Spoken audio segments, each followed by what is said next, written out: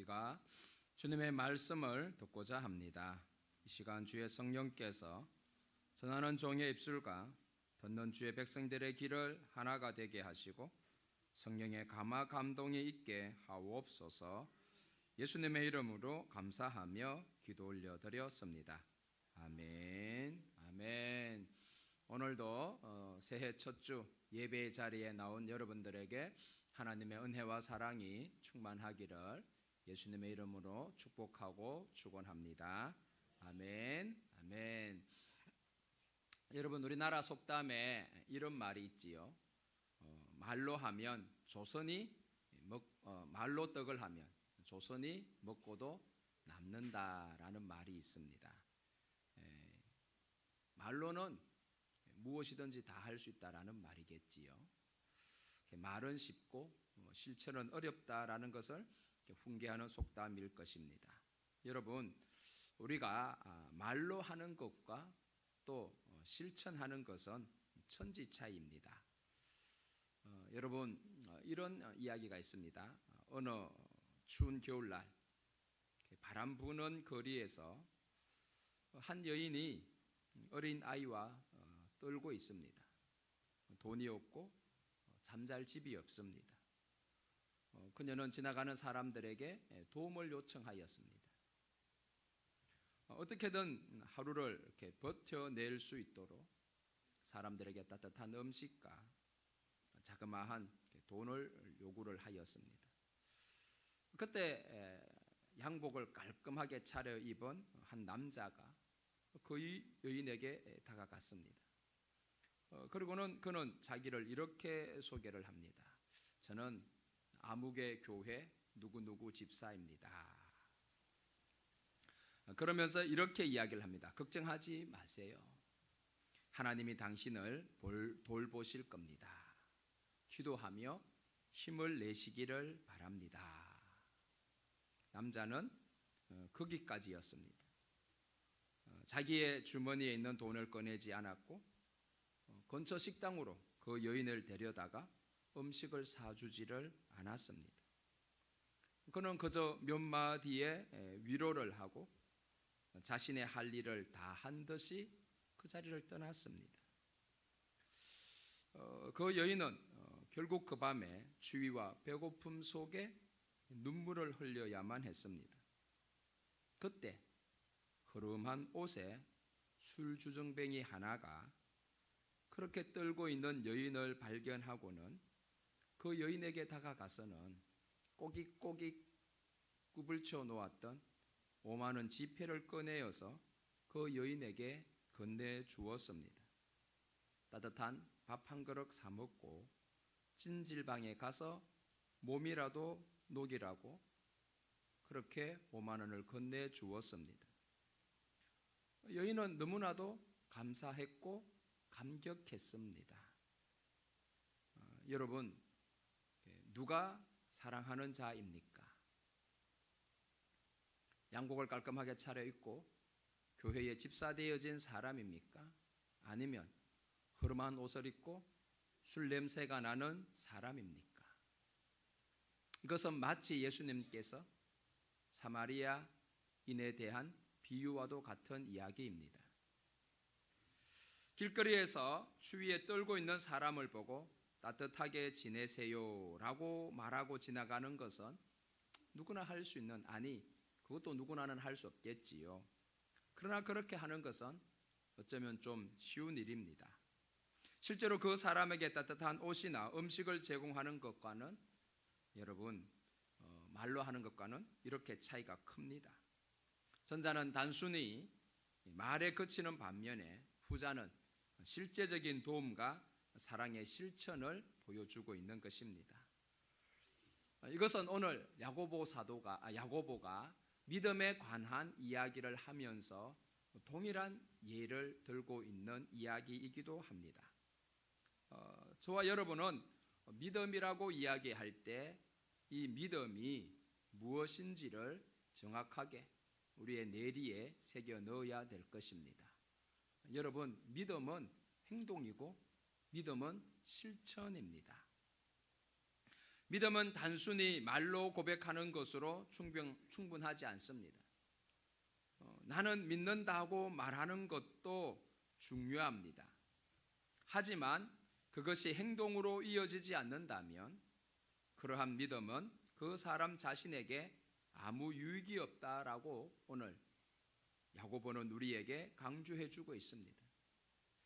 아무리 믿음이 있다고 말해도 행동이 없으면 그 믿음은 공허한 것입니다.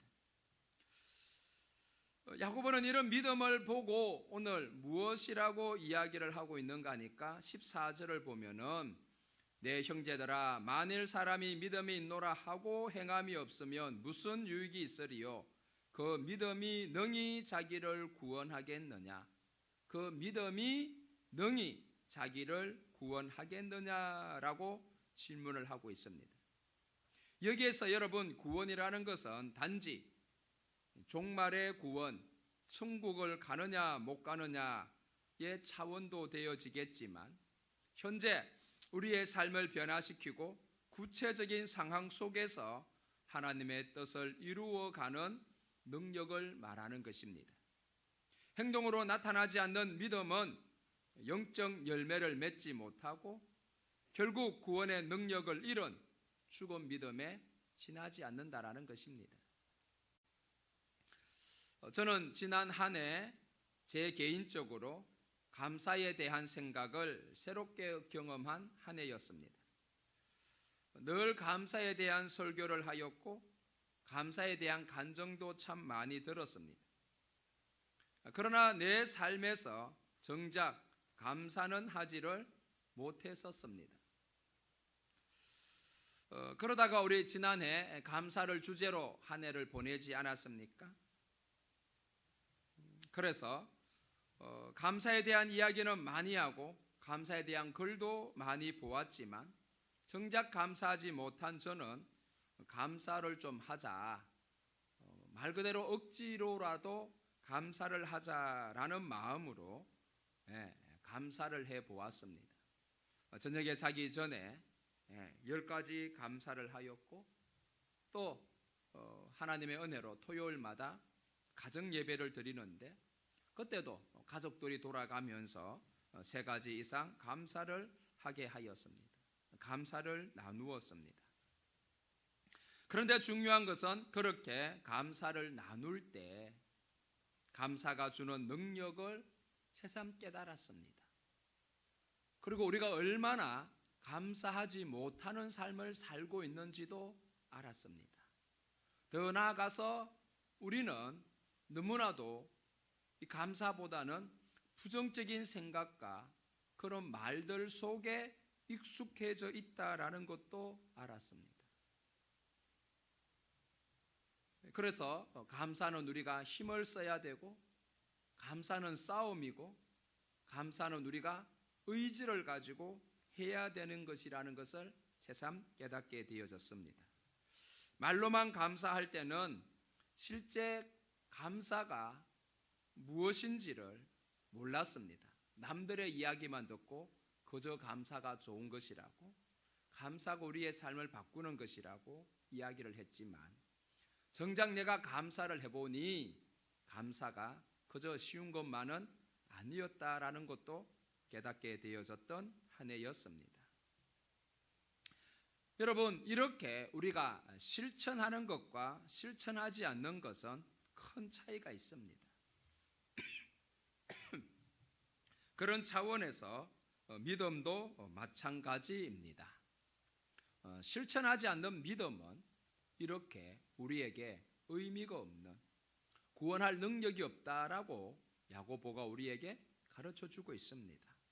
그러니 여러분, 우리가 말로만 믿습니다라는 것이 아니라 삶으로 우리는 믿음을 실천하고 믿음을 증명해 내어야 되더라는 것입니다.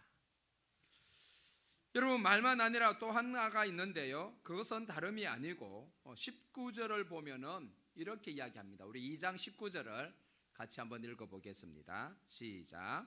내가 하나님은 한 분이신 줄을 믿느냐? 잘 하는도다. 귀신들도 믿고 떠느니라. 여러분, 여기에서 무엇을 말해주고 있습니까? 하나님이 한 분인 줄 귀신도 알더라는 것입니다.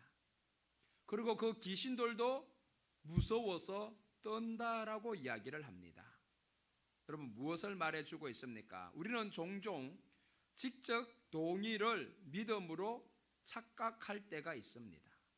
나는 진화론을 믿지, 나는 진화론을 인정하지 않고 나는 창조론을 인정해. 지적 동의이지요. 그런데 우리는 이것을 믿음으로 스스로 착각하더라는 것입니다. 저는 한때 은혜되는 설교를 참 많이 들었습니다. 듣고 참 많은 동의가 되어졌습니다. 그리고 그 들은 설교가 너무 은혜롭고 좋아서 사람들에게 종종 그 설교를 가지고 이야기를 하고 들어보라고도 말을 하였습니다. 그렇게 저는 그 은혜로운 설교들에 있어서 지적 동의를 하였던 것입니다. 그리고 이것이 마치 내가 깨달은 것으로 착각을 하였습니다. 내가 그런 사람이 된 것처럼 생각하였던 것이었습니다. 그러나 삶에서 실천하지 못하고 삶에는 아무런 변화가 일어나지를 않았습니다. 그저 듣고 좋고 훌륭한 설교다. 야, 내가 미처 몰랐던 것을 깨달았다. 야, 믿음을 저런 식으로도 표현할 수 있구나 라고는 하였지만 그것이 내 삶으로 이어지지는 않았던 것입니다. 여러분, 이렇게 지적 동의에 머물러 있는 자들을 향하여서 야고보가 하는 이야기입니다. 하나님은 한 분이시다. 이 신앙의 고백은 유대교와 기독교의 중요한 교리 중에 하나이지요. 그러나 이 구절은 그러한 고백만으로 충분하지 않다라는 것입니다. 이 지적 동의만으로 충분하지 않다라는 겁니다. 잘하는 도다라고 이야기하고 있는데요, 이것은 그게 틀렸다라는 말이 아닙니다. 맞다라는 말이고 그렇게 아는 것 중요하다라는 것입니다. 이것조차도 인정하지 않는 사람들이 얼마나 많습니까? 하지만 이어지는 문맥에서 야고보는 그 정도는 믿음의 본질에 도달할 수 없다라고 경고를 합니다. 믿음이란 단순히 하나님이 계시다는 사실을 인정하거나 교리적으로 이해하는 것이 아니라는 것입니다. 그것은 우리의 삶을 변화시키고 행동으로 나타나야만 비로소 참된 믿음이라는 것입니다. 그래서 야고보는 충격적인 이야기를 하지 않습니까? 귀신들도 믿고 떤다라는 거예요. 여러분, 귀신들도 믿음이 있더라는 거예요. 어떤 믿음이요? 하나님이 한 분이라는 것을 귀신도 믿는다라는 거예요. 사단도 믿는다라는 거예요. 그들은 하나님의 전능하심을 알고 심판하실 권세가 있음도 알고 두려워합니다. 하지만 그들의 믿음은 단지 지식적이고 감정의 반응에 머물러 있을 뿐입니다. 순종이나 삶의 변화로 이어지지 않습니다. 귀신이 회개하고 귀신이 하나님을 정말로 믿으면 뭐가 될까요? 천사가 되겠지요. 웃자고 하는 이야기입니다. 너무 심각하셔서. 또 여러분들 어디 가서 우리 목사님이 그러는데 귀신도 회개하면 천사 된다더라. 저를 곤란하게 만들지 마시기를 바랍니다. 여러분, 지적 동의나 감정적 반응만으로는 하나님과 올바른 관계를 맺을 수 없음을 강조해 주는 구절 아닙니까? 아는 것이 믿음이라고 착각하지 말아야 되더라는 것입니다. 내가 지적으로 동의한다고 그것이 믿음이 아니라는 거예요. 창조와 부활을 동의하는 것으로 여러분, 믿음이 다입니까? 믿음은 삶의 순종과 열매로 증명되어져야 하더라는 것입니다. 저는 부활절 날 부활에 대한 설교를 준비하고 부활에 대한 설교를 하면서 하나님께서 이 부분에 중요한 깨우침을 주셨습니다. 여러분, 저와 여러분은 부활을 보지 못하였습니다. 여러분, 예수님 부활한 거 봤습니까? 우리는 1차 증인이 아닙니다. 그런데 우리가 어떻게 부활의 증인이 될 수 있을까요? 우리는 사람들에게 예수님은 부활하셨습니다 라고 전합니다. 그러면 사람들은 우리에게 이렇게 이야기를 하지요. 야, 너 예수님 부활한 거 봤어? 부활한 예수님 만나봤어? 이렇게 이야기를 합니다. 그럼 여러분, 우리는 뭐라고 이야기를 합니까? 우리가 만나보지는 못했지만 예수님은 부활하셨거든. 구찬 변명이 되어지겠지요. 그러면 여러분, 우리는 어떻게 부활의 증인이 될 수 있을까요? 안 봤는데. 여러분, 그러니 어떤 사람은 이렇게 이야기합니다. 예수님의 이름으로 기도하면 응답을 받고, 예수님의 이름으로 기도하면 병을 고치고, 예수님의 이름으로 기적을 행하고, 그러니 예수님이 지금 살아서 부활하셔서 일하고 있는 것 아니냐라고 합니다. 예, 맞습니다. 그것도 하나의 방법입니다.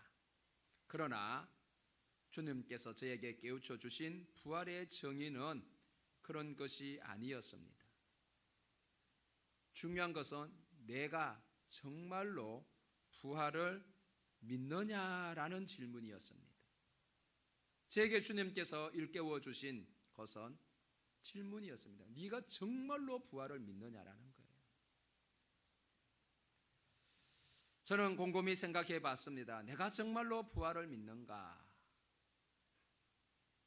그럴 때에 하나님께서 일깨워 주시는 중요한 깨우침이 있었습니다. 그것은 무엇인가 하니까요.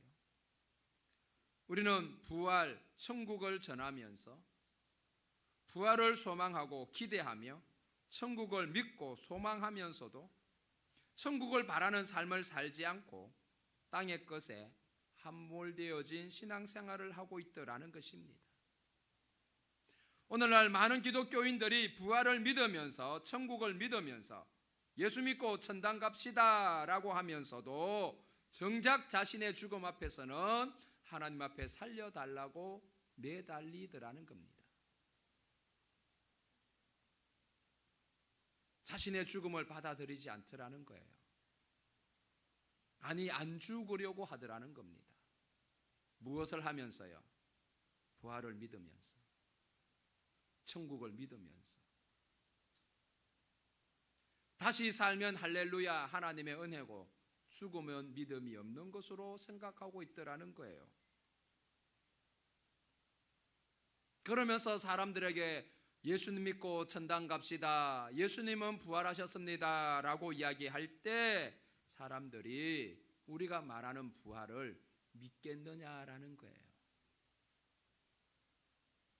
여러분, 부활의 정의는 무엇일까요? 내가 정말로 부활을 믿고 하늘을 바라보고 살아가는 삶입니다. 위에서 부르신 부르심의 상을 위하여서 사는 삶입니다. 땅의 것에 매여 사는 삶이 아닙니다.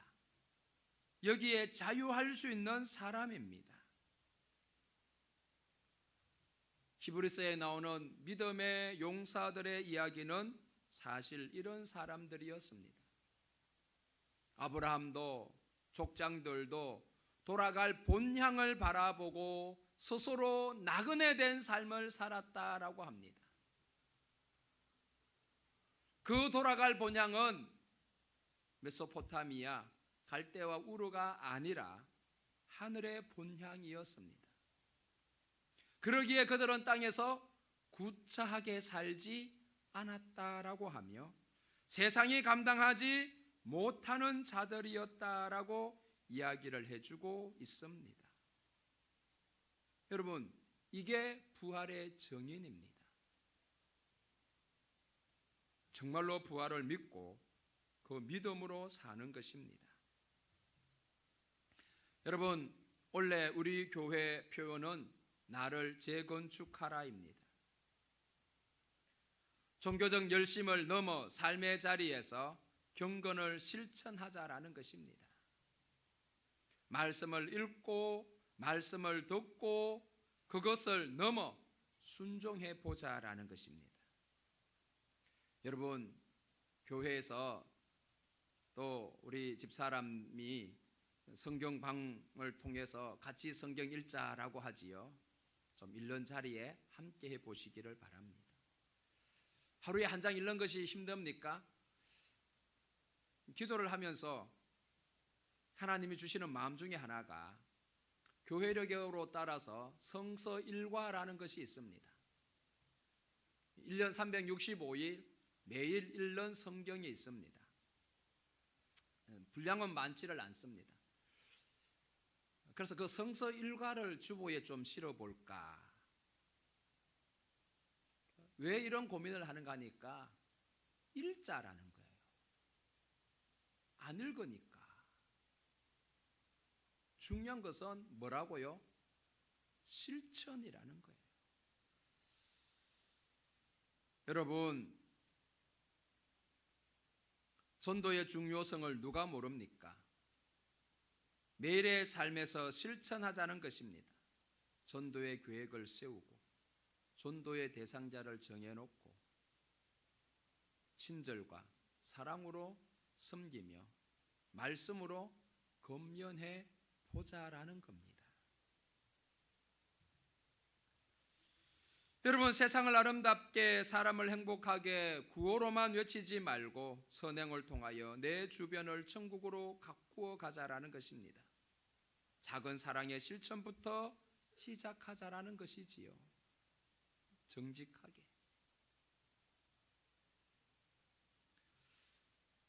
여러분, 우리는 자꾸만 땅의 것을 생각하고 바라보는 육신의 연약한 자들 아닙니까?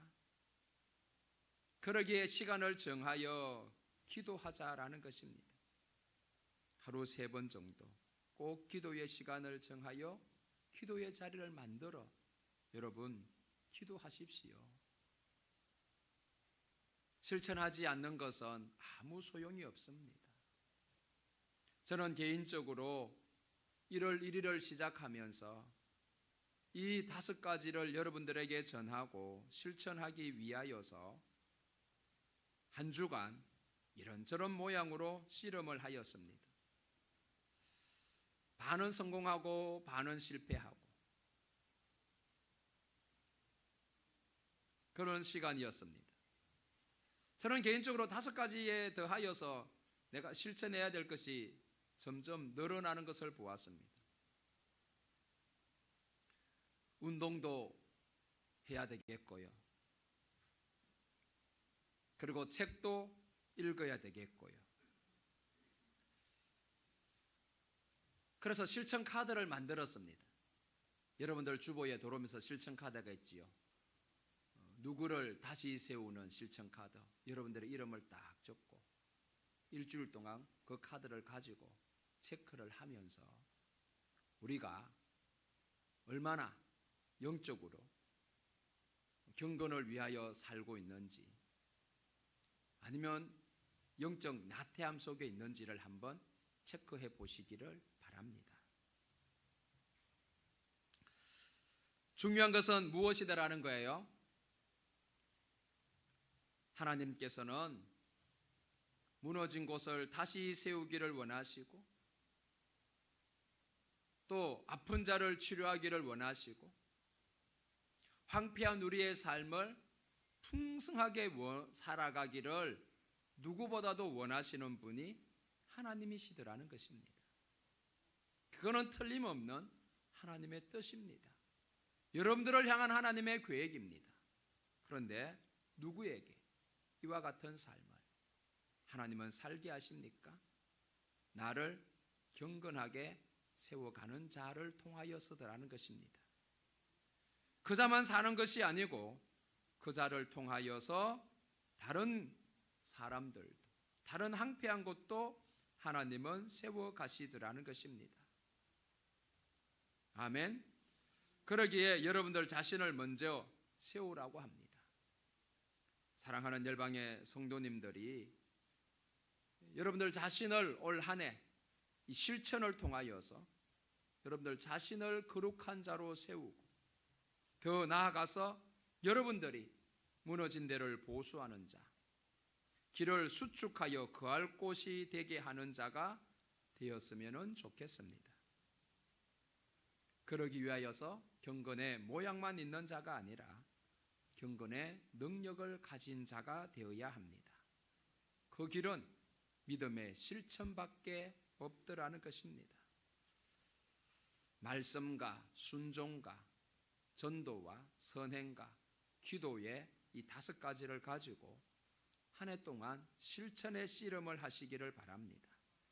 그 과정을 통하여서 반드시 여러분들은 새롭게 되어지고 변화되어지고 삶이 회복되어지는 놀라운 하나님의 역사를 반드시 경험하게 될 것입니다. 그렇게 복된 한 해를 보내는 여러분 되시기를 예수님의 이름으로 축원합니다. 말씀을 생각하며 같이 한번 기도하기를 원합니다. 말로만 신앙생활 하지 않았는지,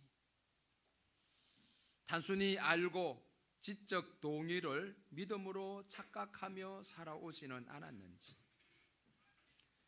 실천하지 못한 것 회개하며 올해 내 자신이 먼저 믿음의 실천을 통하여 나의 경건을 세워가는 한 해가 되어지기를 말씀을 게을리하지 않겠습니다. 주신 말씀과 성령의 감동에 순종하겠습니다. 세상 속에 거룩한 증인으로 전도자가 되겠습니다. 주님의 사랑을 실천하여 선행을 실행하는